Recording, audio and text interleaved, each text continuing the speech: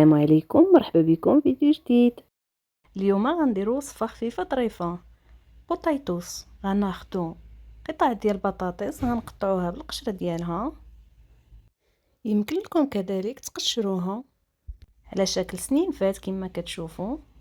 غناخدو ماء غليان نوضعو فيه قطع بطاطس، القليل من الملح، نخليوها حتى توجد نص سلقه تقريبا مده ديال 5 دقائق.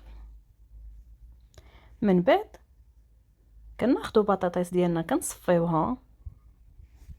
من الاحسن ما تخليوهاش طيب بزاف. كنضيفوا على البطاطس معلقه ملحه، معلقه سكينجبير، معلقه تحميره، معلقه ابزار، معلقه خرقوم، والثومه محكوكه. بالنسبه للثومه استعملت فقط 2 فصوص. كناخدو كذلك لا شابلور، 2 معالق كبار د لا شابلور، وفرماج محكوك. كنضيفوا القليل من زيت العود، تقريبا 2 معالق كبار او 3.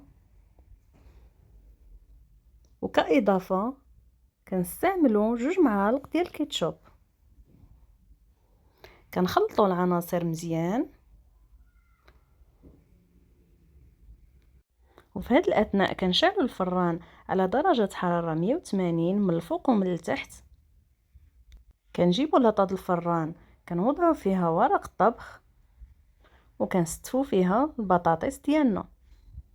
تقدروا كذلك تستعملوا البطاطس خضراء بلا ما ديروا لها نص سلقه، فقط غتشرملوها وتوضعوها. غير المده ديال الطبخ غادي تكون مختلفه. بالنسبه لهاد البطاطس كطيب في 10 دقائق حتى لثلث ساعه، وبالنسبه للبطاطس غير كتكون خضراء تقريبا كتاخذ معنا نصف ساعه. كيكون هذا هو الشكل ديال البطاطس بعد ما رتبناها. كنديروها في الفران لمده ما بين 10 دقائق حتى لربع ساعه.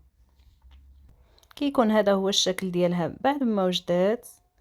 كتجي بنينه بزاف، شكلها ذهبي، والاهم انها ما مقلياش في الزيت. نتلاقاو في وصفه اخرى. ما تنسوش تشتركوا في القناه وتفعلوا زر الجرس باش يوصلكم كل جديد. السلام عليكم.